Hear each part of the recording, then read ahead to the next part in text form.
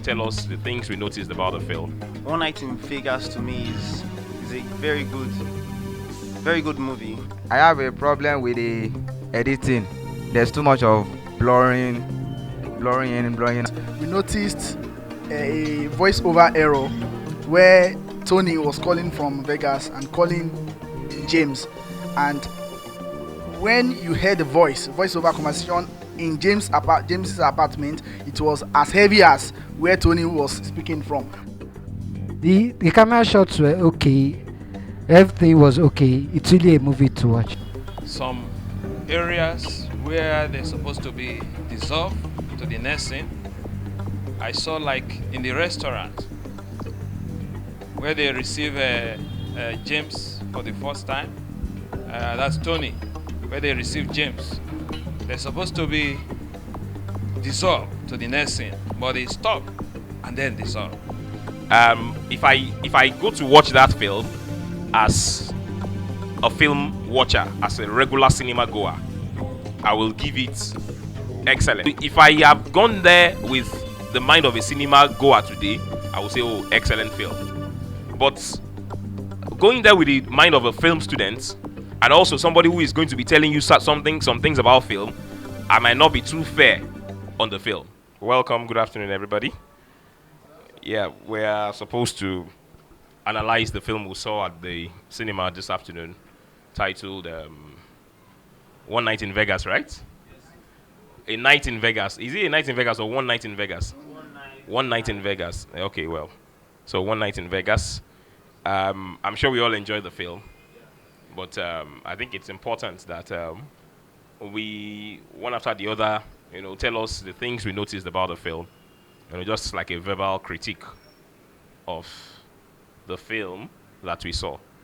Everything about it, from the title to the poster design to the film itself, from all the things that we've learned in writing class, cinematography class, directing class. Let's just analyze the film generally. One Night in Vegas is actually a good movie, I must say. The camera movement and all that is well put in place. And due to the lecture we had on Tuesday, I must say the story, there's an introduction to the characters, as in the story was broken down into 3 stages. Then I see inciting of an incident there where 2 couples are about to go for a vacation in Vegas, then trying to take the other guy along, which is Tony or Nicky. Yeah, so from there I see that they're about entering a problem in their marriage. But I have a problem with the editing. There's too much of blurring, blurring in and blurring out. Although they are trying to take a flow of drunkenness or stuff like that, but it's too much.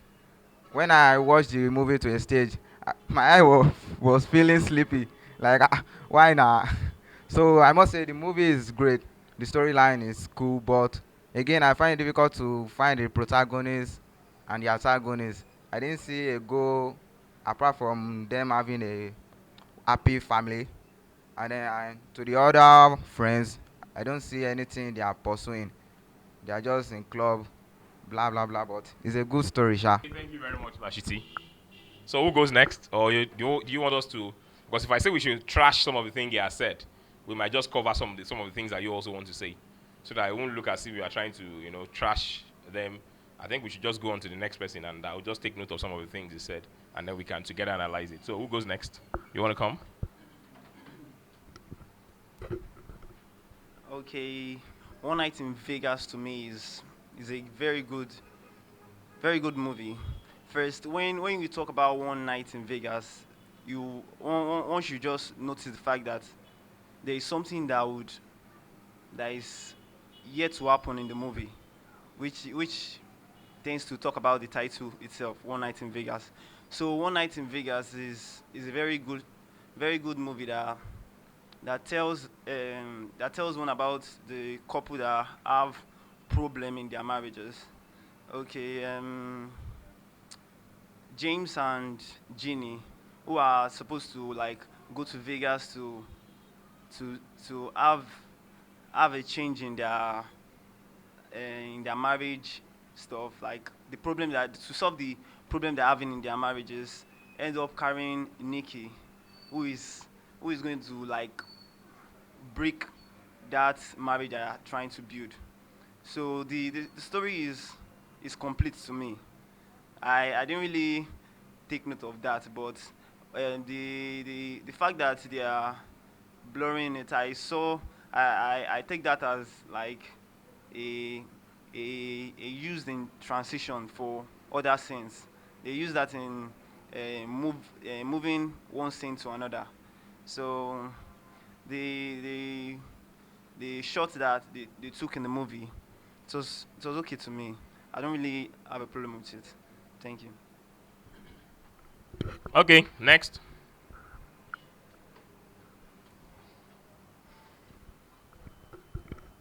Well, One Night in Vegas is a great film, like my colleagues have said, and I noticed some things that are great about the film, and some things I feel that, from my own perspective, I could have done it a little bit different.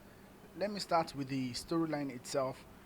I see the film to be a story that centers around a couple struggling in their marriage. They are the brim or brink of divorce, and so they are contemplating taking a break. Probably it will ease the tension in the marriage, but also coming with it is the wife, Ginny, having an affair. Through the dialogue, that was revealed that she had an affair over 2 years, and it's been kept secret. And Nick was supposed to be a bodyguard for James, so it had something compelling that every viewer would expect that it will burst forth and then we'll find a way to resolve it. But then that line was not well developed, so it created a difficulty in finding who the protagonist really was, like my colleague said, and then who the antagonist is also in the film. Also, the effect, the camera shots, the angles, movement, I think they are fairly okay. At some time, in the earliest, one of the first scenes, we noticed a voiceover error where Tony was calling from Vegas and calling James. And when you heard the voiceover conversation in James's apartment, it was as heavy as where Tony was speaking from. But I think when they came back later, it was a bit fair. Then the lighting, there were some little lighting error during the night scenes where there was a tree shot, and the tree shot will show that it's a dark, very dark area, and when it narrows down to just one shot, you see it very bright. And I think there's a little bit of adjustment that is needed there. Eventually, the tempo of the story, I think somewhere it started dropping when they were about to move to Vegas or thereabout. It wasn't as compelling as it was, but then the transition effect also helped in sustaining the tempo somehow. The rolling, and then in Vegas, the introduction of Vegas scene where the woman was swimming underwater, and then you could see the bar, the spinning, rolling over. I think a great effect. Overall speaking, I think it's a very good attempt, but I just feel that the Nigerian audience or audience all over, they are also matured now and they expect something more compelling, and I believe that that can also be done. There's still room for improvement. Thank you. Okay, next.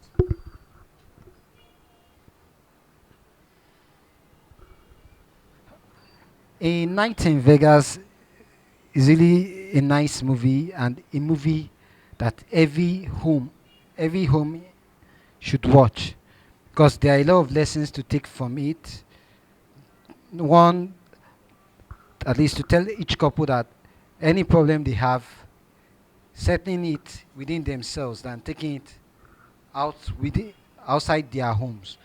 Because we could notice that in the movie where James and Jean, they, they decided to go on a vacation outside their normal home and taking their friend along. That brought one of the problems. And we found where, we also found where the wife, Jean, said they should bring in their friends, that maybe those part of those ones will solve their problem. But whenever we have a problem, we should settle it at home, not bringing in friends to help us to settle it. Then another issue, we should learn to forgive. The couples should learn to forgive each other, because we noticed Tony, who was James' friend, his wife had offended him, but he didn't forgive her.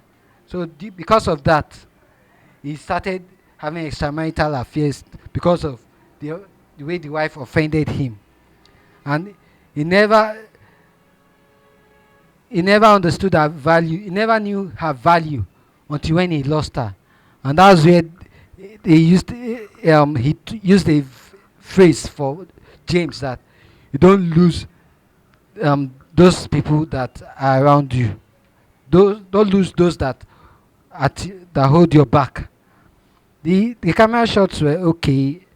Everything was okay. It's really a movie to watch. Thank you. Okay. Thank you.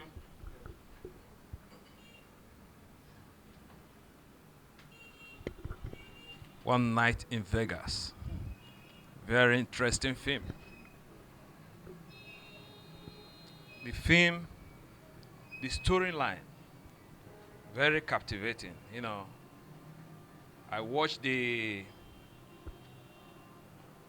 couples. Jenny performed her role very well. The lighting was superb. The costume, the editing, there was a little problem there.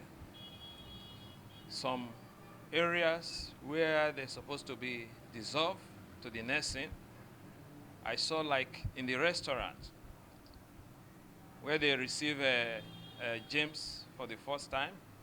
That's Tony, where they receive James. They're supposed to be dissolved to the next scene, but they stop and then dissolve. So I think there was some problem with the editing there. And then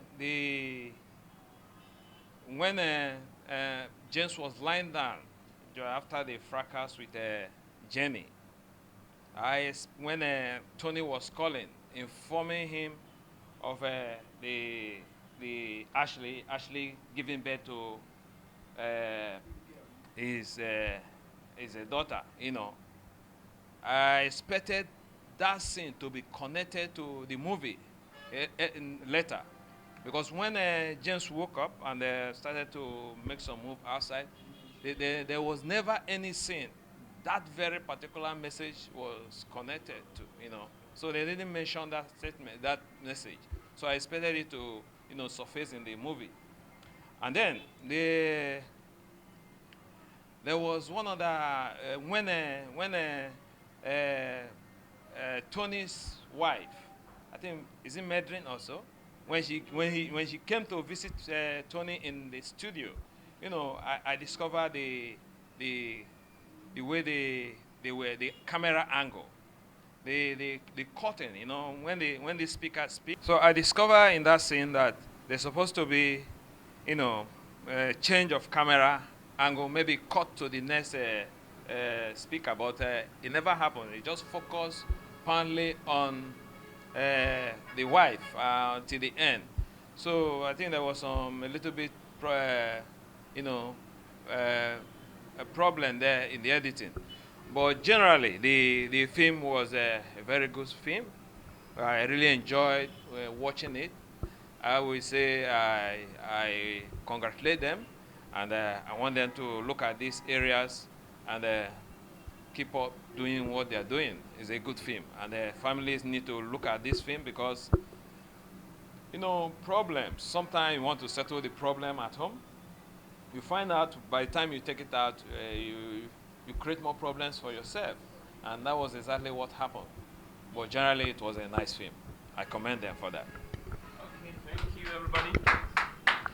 Thank you, everybody. I can see that we still have some divergent point of view, despite the fact that we are all film students and we all saw the same film. From my own angle, and to react to some of the things that you have said, if I go to watch that film as a film watcher, as a regular cinema goer, I will give it excellent. as a regular film watcher. And we have to note also that a filmmaker makes his film for the cinema goers. They are your customers. If your customers like agege bread, that is what he's selling. Produce agege bread for them.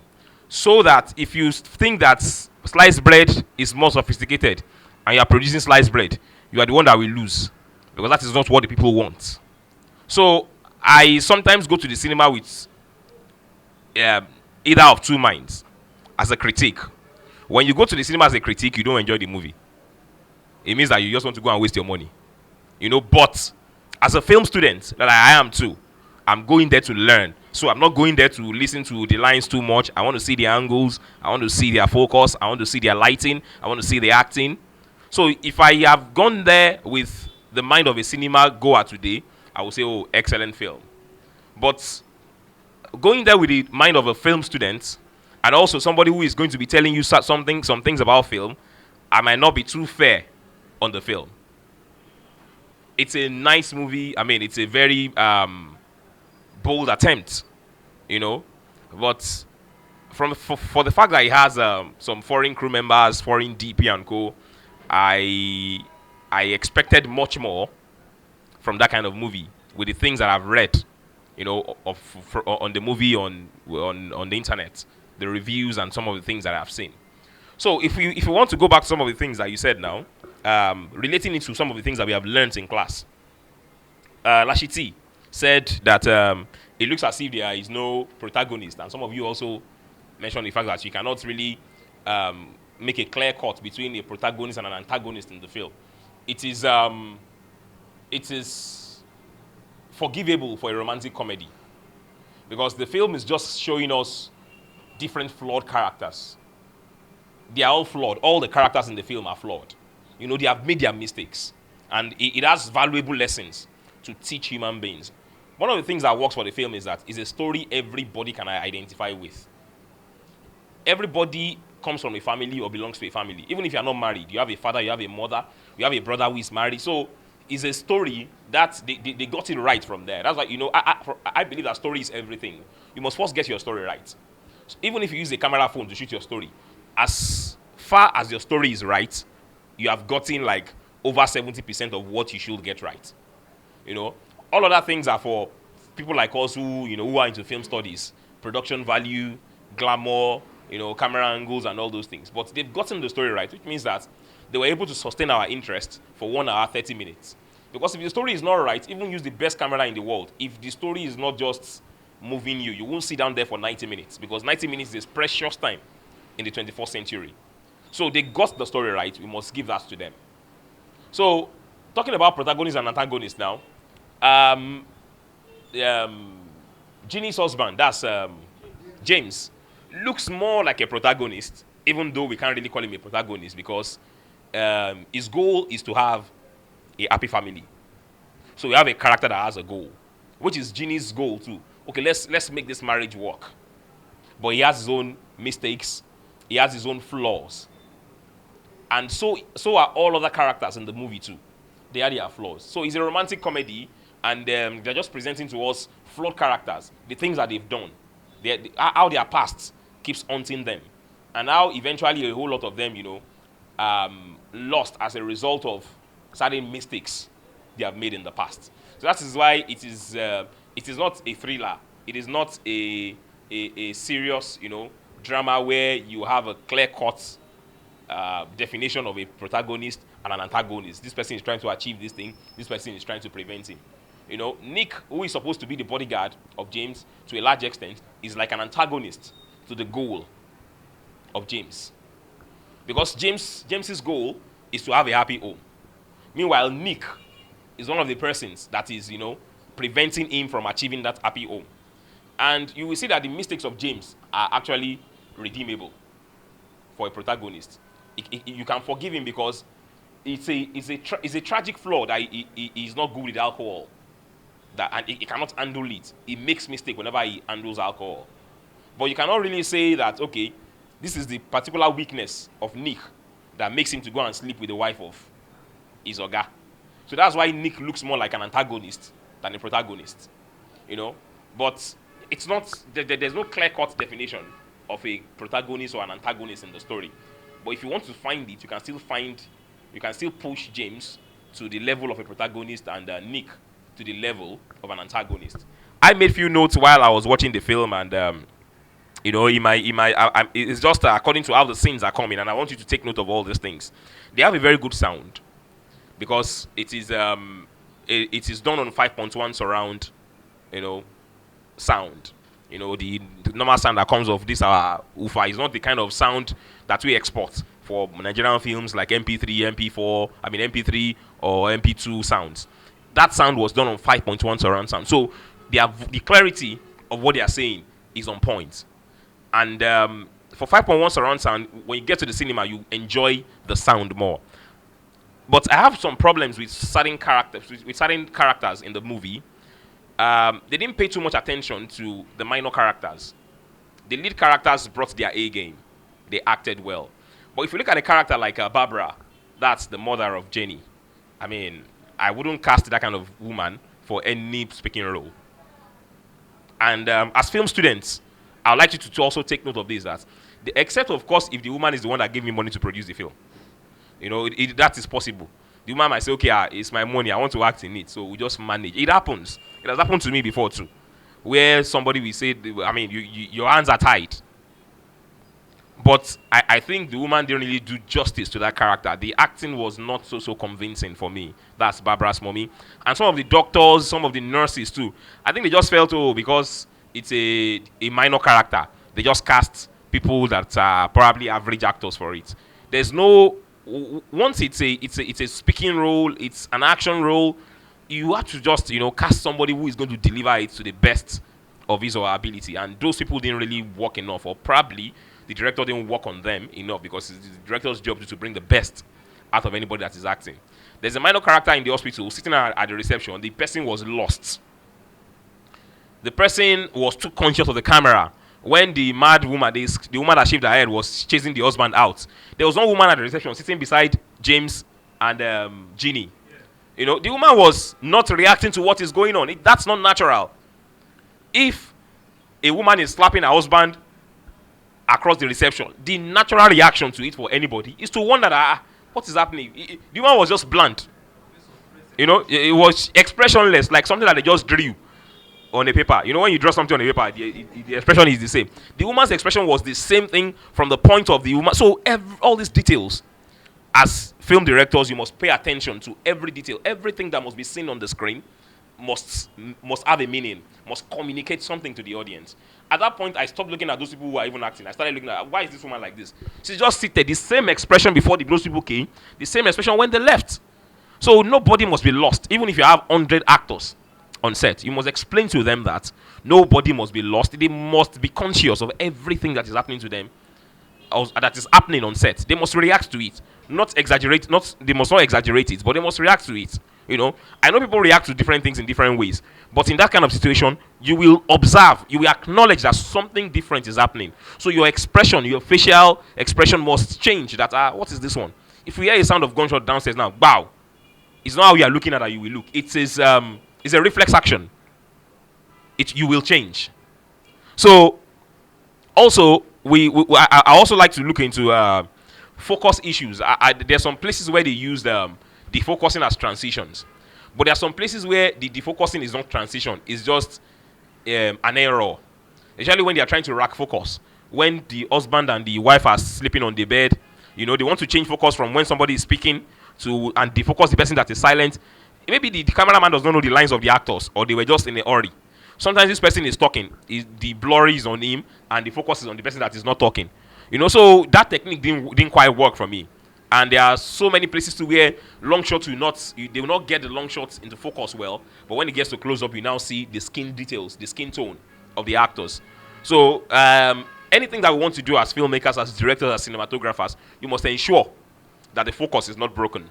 The focus must always be there. And if you want to use focus to achieve aesthetics, like rack focusing, when somebody is talking, you blur the person, you must do it. And that's why they have a focus puller.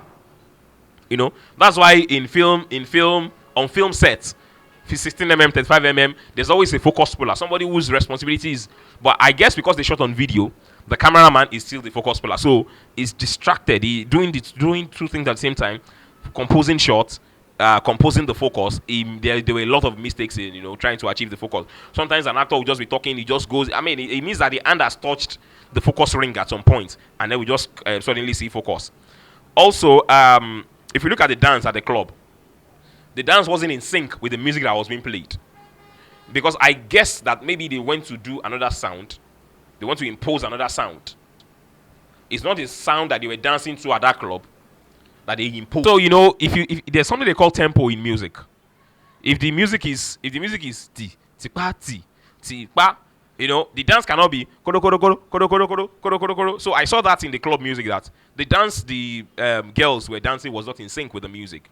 These details, we have to always pay attention to them. Don't think that it's all about the drama, about the actors too. The sound, people that are sound sensitive, they will notice that this dance is not in sync, with the music that is going on. Also, I noticed the counseling session of that woman that has no hair.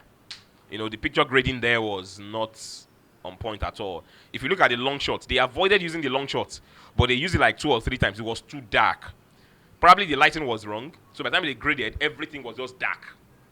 If you look at the long shot in that scene, everything was dark. And there was a point at the long shot too that the woman was talking. They used the audio of the close-up for the long shot, and it was not in sync.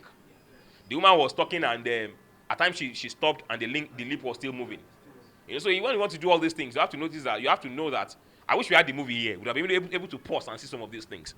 Some people will want to watch your movie just to criticize it. So as much as possible, try to remove all the, avoidable mistakes. I'm sure that there's a close-up for that particular point. So if they don't have to use the long shot, they might have, just avoided the long shot until the woman was chasing the husband out. Also, here, vomiting for pregnancy is cliche in Nollywood movies. So for me, that didn't work for me. Once you see somebody vomiting in a Nollywood movie, you know the person is pregnant. So there are some things that if people are overdoing some things, avoid it. I mean, I have 2 children. My wife didn't vomit while she was pregnant of any one of them. So sometimes I wonder where filmmakers get that mentality from. That once somebody is pregnant, the best way you can tell it to the audience is vomiting. It has been overused. I'm not saying it's some people vomit is a symptom. But when a particular thing has become a cliche, when it's been overused, just avoid it. It's a common thing in Nollywood movie, especially. Once you just see a woman going to the toilet to vomit, you can tell it that the woman is pregnant. I would have done the scene and revealed the woman's pregnancy even from the doctor. So I think that vomiting scene is too cliche, and as filmmakers, we should always avoid cliches. Okay, I've talked about unconvincing doctors. That Ashley's doctor, the doctor that told her that she's pregnant, that doctor too is not an actor. Maybe it's a real doctor that they just beg to quickly act. Then also, using vocal music under dialogue is a dodgy thing to do. When actors are talking, if you want to use music, it's better to use instrumental music. Because if 2 actors are talking, and then you are playing two-face music that I like, I can be more interested in the two-face than the, it will be competing. It will be clashing. So it's always better to use instrumentals, even if you want to use music to set the mood when 2 actors are having a dialogue. It's better for you to use instrumentals that won't compete. But when a singer is singing, when Angelique Kidjo is singing Ori Ori or Olajumo Kenlo, and husband and wife are talking, I might just my mind can just switch straight to Angelique Kidjo, and I stop listening to them. And you don't want to do anything that will compete. I mean, your intention as a filmmaker is to let them hear your actors.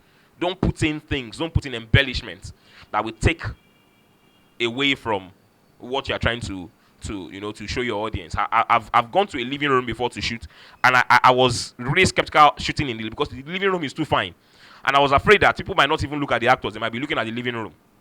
So even while you're trying to express glamour, be sure that what you have, the things you have around, are not taken away from your actors.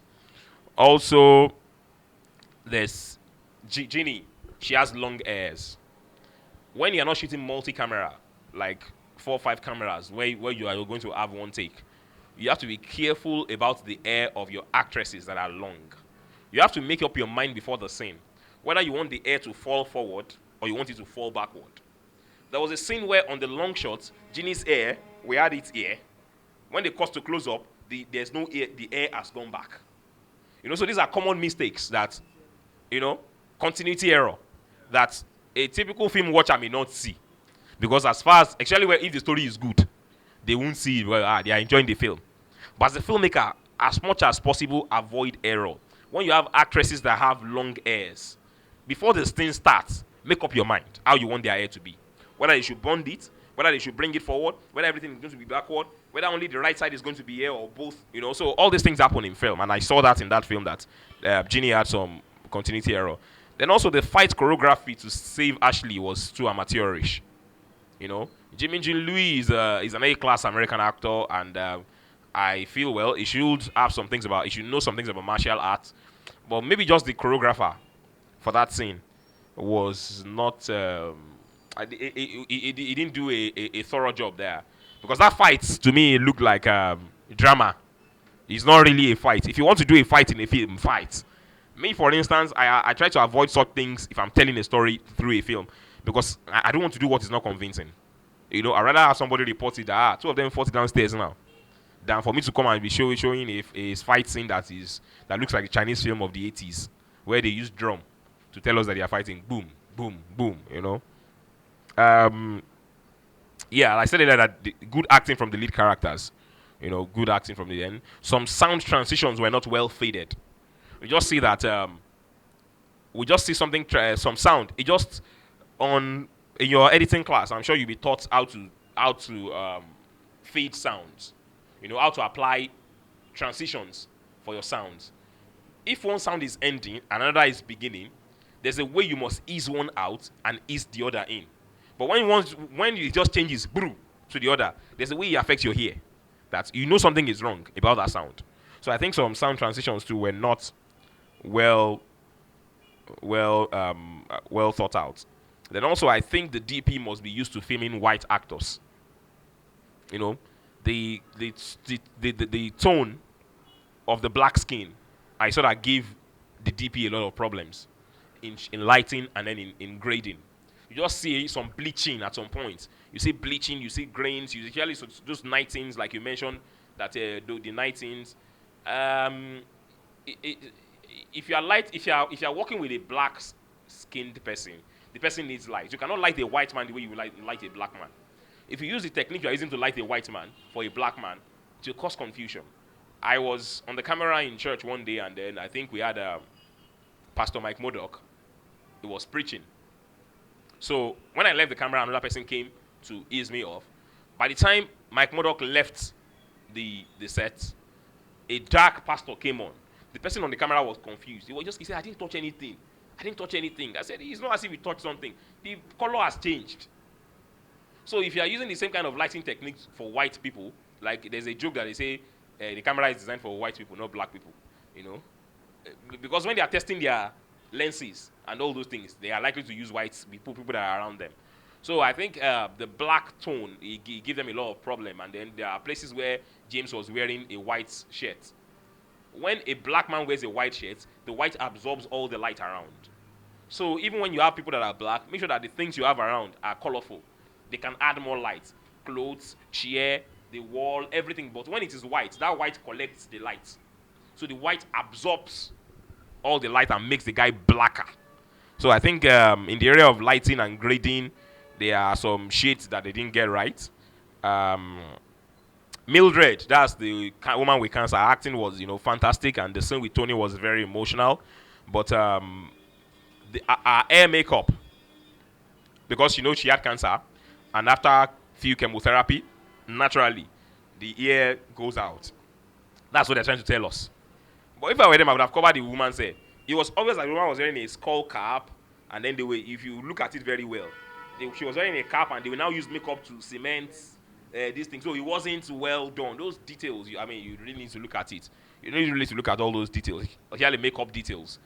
So if they had even given her a cap or just cover her hair, let us not see her hair. We might not even have noticed that, okay, her hair has to fall off after a few chemotherapy. So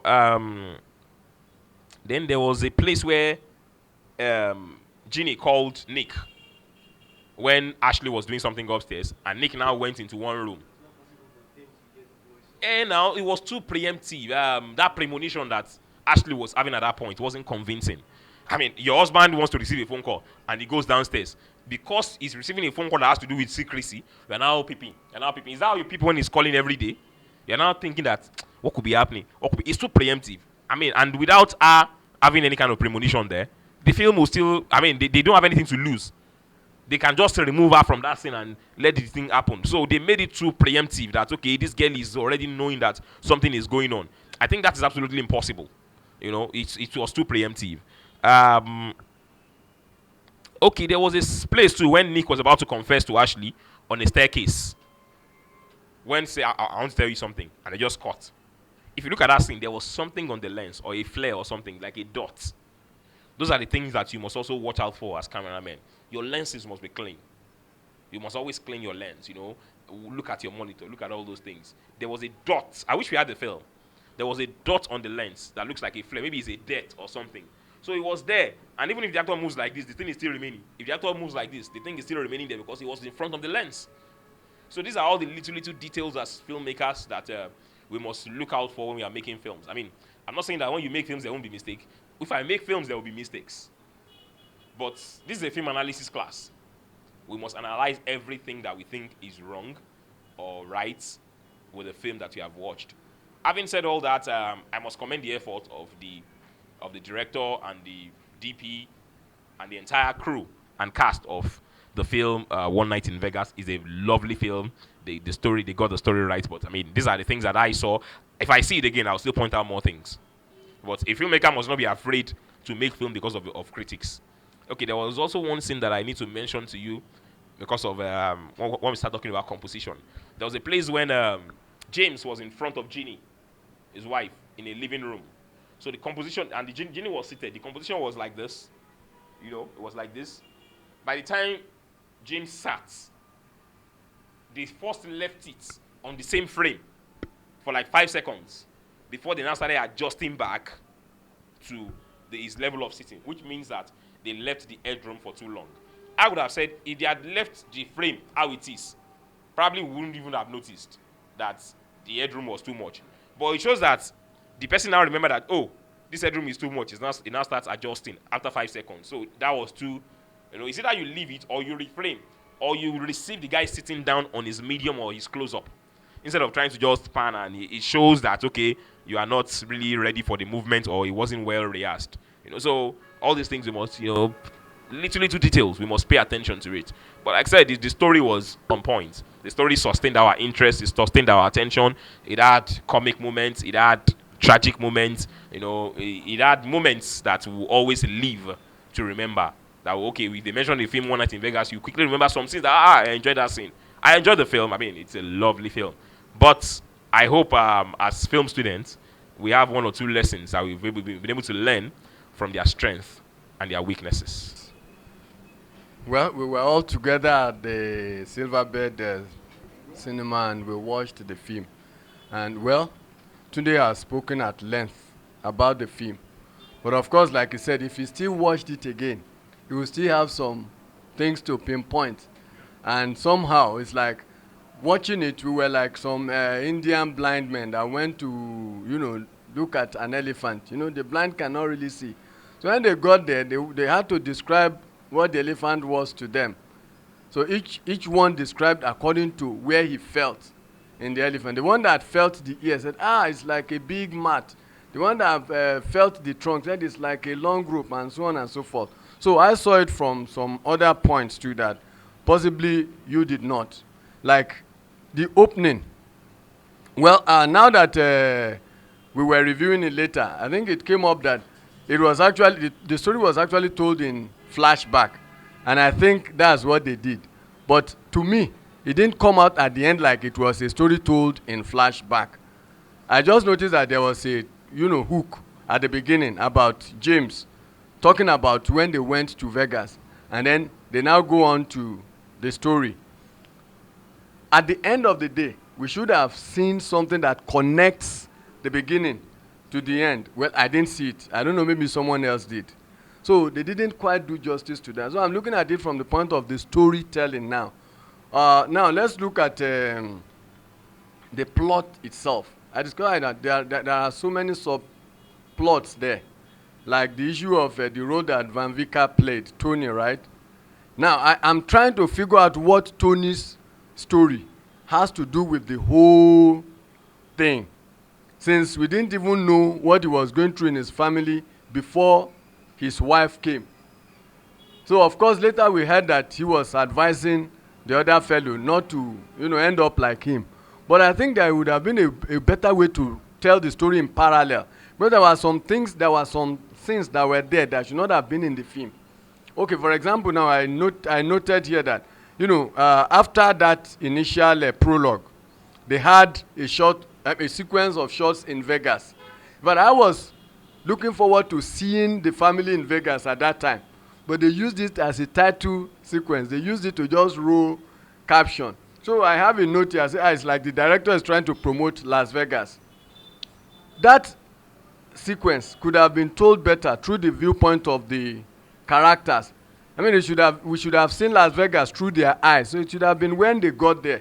So the little time they spent there could have been used to establish, Tony's part more, so that we know how it connects with the entire thing. Now and then look at the couple that had the altercation at the counselors. I really can't figure what it had to do with the whole thing, except that, well, maybe the Fosters will conclude that, well, there are people who are going through the same thing with us, but it had no relevance to the whole thing. So I just feel that they were using it to just fill the time. The bit that could have been there would be when the couple chase each other out. Of course, the first guy could have looked at, I hope we are not going to end up this way. And then that would have, connected well. But it didn't quite connect. Then, of course, I noticed that they have good sound. Yes, the audio was really good. Even the music. They seem to use the music well. It's a big shift from the usual Nollywood, that is so monotonous. They have good music. And they tried to use it well, but like Tunde said, they were having vocals under dialogues, and it was a distraction. Those are things you want to avoid, in movies. Then the inebriation scene. To me, they didn't really quite handle the inebriation scene very well. But, well, if we talk to the director, I'm sure he's going to say something that maybe he may be able to defend. I think the style he used is MTV style. There's MTV style of film production, and it is quite different from the usual style we know. Actually, before MTV came, you had to take note of continuity, all these old conventions and all those things. But when MTV came, MTV broke all the rules. And like I gathered later, the director has his background in musical videos. So he probably he tried to imitate the style of musical videos, and that reflected so much in even his use of camera shots, camera angles, and, some effects there. Then talking about effects, I noticed that the effects kind of drew attention to themselves. You want to make films that people will not be able to say, this is what you're actually doing. So some of the times you just have to wonder, like the echo effect for the sound, for example. I was just wondering, why are they using so much echo? Now, there are times when you use echo. It could be when somebody is trying to remember something, or maybe somebody is in a stupor, or maybe it's in a hallucinatory state, and then you want to use it as a viewpoint to say, this is how this person is hearing this. The only place where I saw that they used it effectively is the inebriation scene, where James came out, of the club, drunk and all that. Then again, to me, the way he and that lady, that white lady, met, Ashley, okay, that's Ashley, the way they met and then began affairs is rather too superficial. It's just as if, let's write it like that. But well, I've never been in Vegas. Maybe that's the way they do it in Vegas.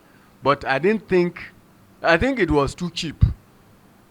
So we want to find ways to put across our messages in a way that people will not say, maybe they are short of ideas here. There are several ways to create situations that you will eventually, get away with it. I even believe that if the guy had fallen down, like he blanked out, and then Ashley helped him, I think it may have been a better way to handle that scene. Then I really don't know um, the foster scene in the counselor's office. Now, when they move from the, you know, the waiting room to the counselor's office, there is a disconnect there. Actually, what they want to do is just have a compression of time. But usually in a thing like that, it would have been good maybe to start from maybe close up of the, I mean, there should be a better way, but you discover that it's just from them rising and then you see them again. And sometimes there are, you know, transitions tended to be like that. But like I said, it could be that they are trying to do a MTV style. So then I think they overplayed the issue of sex in the film. The sex between Johnson, and that is Ashley and James, it was too long and too, of course, too superficial. Then today talked about the rack focus. In fact, I noted here that use of rack focus seems overdone.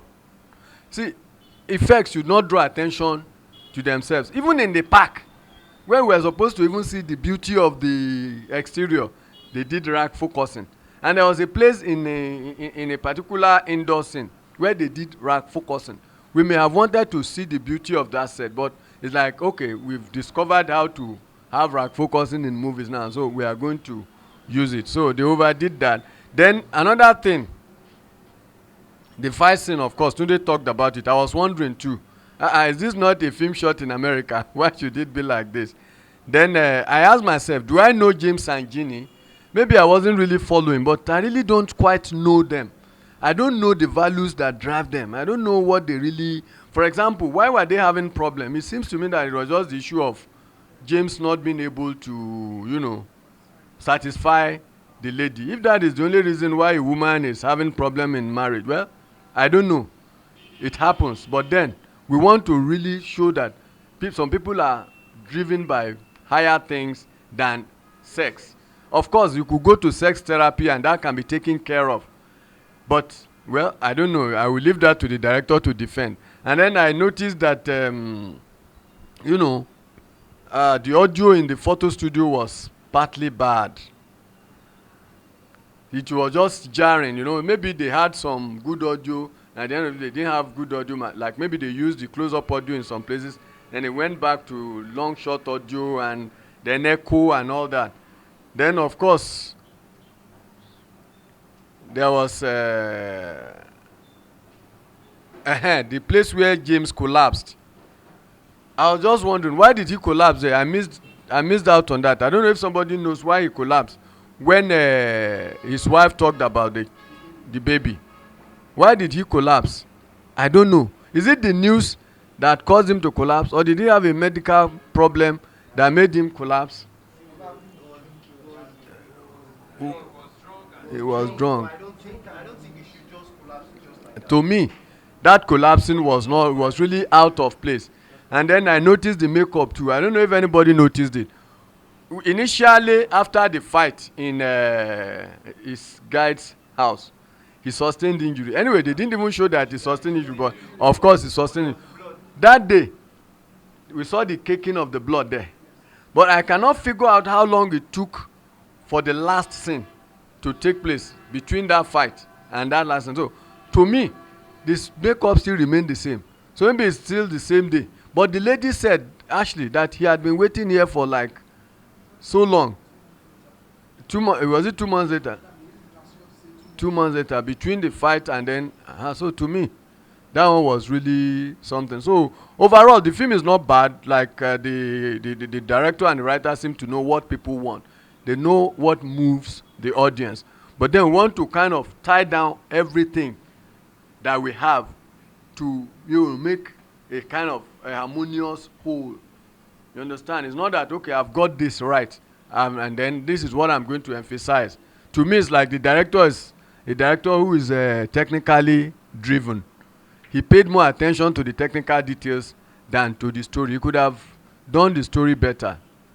I think I'll rest it here for now. Thank you. And let me just quickly point out to the fact that we'll get to a level of in our class where probably we'll be going into styles of production. You know, even from the title of the film, A Night in Vegas, we are being introduced to the fact that we are going to be seeing a film that has to be that will be reflecting a lot of pop culture. You know, there's a phenomenon in film, in art, that is called the pop culture. You know, Las Vegas is the biggest and most popular city in Nevada, in America. It's known as the Sin City. Some people call it the capital of gambling. You know, so it's like a city where people, they know that there's a saying that whatever happens in Las Vegas stays in Las Vegas. So it shows that if a man goes to spend holiday in Las Vegas, he cannot come back home to tell his wife everything that he did in Las Vegas. You know, so we already know that, okay, this film is about pop culture. It's about happening. It's about sex, drinking, gambling, unfaithfulness, because that town, Las Vegas, is known like as a sin city. You know, where just go to any bar, you hook up with any babe, and so it's more or less a pop culture film made by an African by African actors.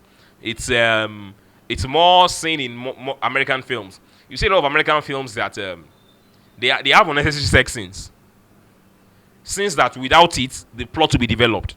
But if you notice something about most box office successful American films, they must have the sex angle. They must have the romantic hook, where the protagonist or the lead actor or the star actor and the star actress, they have something in common, and then they just want to put it. Probably because that is what some people want. Some people believe that if there's no sex scene in a movie, they may not see it. You know, it's our brothers from Ghana that are actually keying into that for now. And like we saw, this movie is a Nigerian director, an American DP, most Ghanaian actors. So, you know, they key more into all those kind of things that, okay, well, this is what is reigning. This is what people want. Sometimes, as filmmakers, you want to develop your film based on a pop culture, on a culture that is popular. You want to have actors that have tattoos. You want to have actors that have dreadlocks, an actor who is a footballer, who is a coach. You know, these are all elements of pop culture. But we'll discuss all this more by the time we get to the level of style of production, you know, in our directing class or script writing class.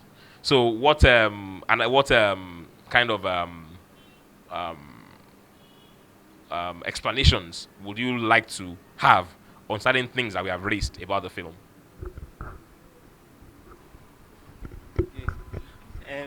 When Mr. Simpa and Mr. Tunde talked now, I just remember that during the cutting of the scenes, the long shot and the close up, the audios were not really syncing together, because when they took the long shots, as one of them said, like Dasha, when they took the long shots and they go back to the close up, the voicing was totally different, and there was a lot of repetition, maybe repeating what they have said in the long shots in the close up again. So it was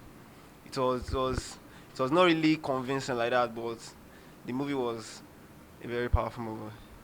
I don't know. I just wanted to comment on that, Sha. Okay.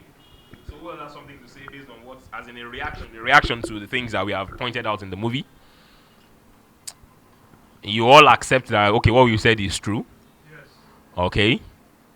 And I need to also sound it that there is no film that we will watch in this world. Let it be a film. Some of my own heroes in filmmaking are Alfred Hitchcock, Akira Kurosawa. They are great filmmakers that I study. But when I still even watch their film, I still write down their mistakes. But these are the people that I bow for. They are like my film gods, small God. So every filmmaker will make mistakes. Because we see things from different perspectives. If the director was here now, there are some of the things that we complained about that we justify for us. He will tell us that the reason why I did like that is because of this. And sometimes we are not there to see the challenges that the filmmaker is facing. So it is easier for the critic. Like Steven Spielberg said, he said that critics are bulldogs. They are like bulldogs. They can bark, but they cannot bite. You know, most of the critics in America, for instance, they are not filmmakers.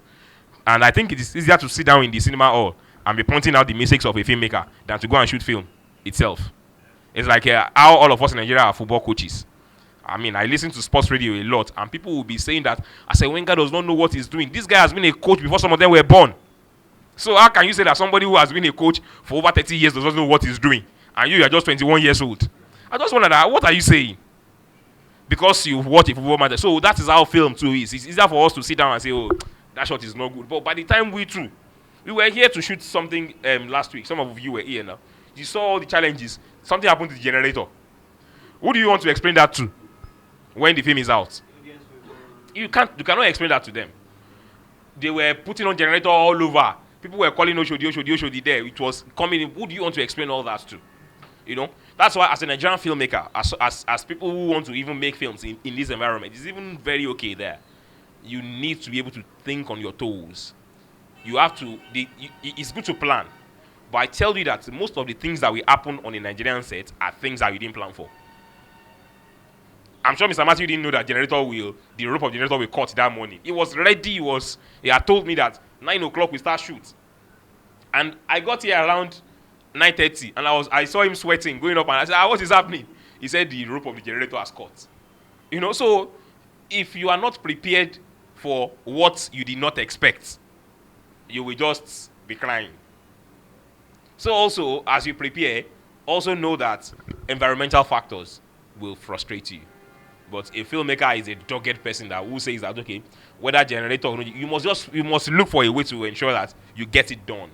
You know, so but if you compromise certain things while trying to get it done, when your film comes out, people will abuse you that, oh, that place, they didn't do it right, they didn't do it so. But that shouldn't discourage you.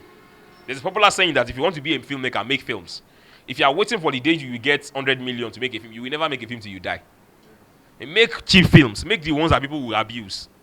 It will strengthen your confidence. Because it's another thing to know how to be a filmmaker in class, to be armed with all the book knowledge and everything. The confidence and the composure of doing it itself is very different.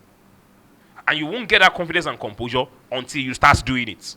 They don't teach that one in the classroom. No teacher can teach you that one. No textbook can teach you that one. You know? It's like a pastor, as far as somebody knows the Bible, does not mean he can stand in front of a congregation and start preaching to them. It is an art, it's a craft that it is practice. Yeah, you must own it. You must own it, you must own that skill. And as you do it more, you start getting more perfect in it. So it's the same thing with filmmaking. The more film you do, you just see that there's something you do, better than how you did it the last time. So don't be afraid to make a film. Even if it's your camera phone, start making films. Once you understand the basic concepts of filmmaking, with the little knowledge that you have about film now, start doing something, create something, write stories, shoot it. Even if it is to watch it, you and your brother watch it. Your composure is being developed.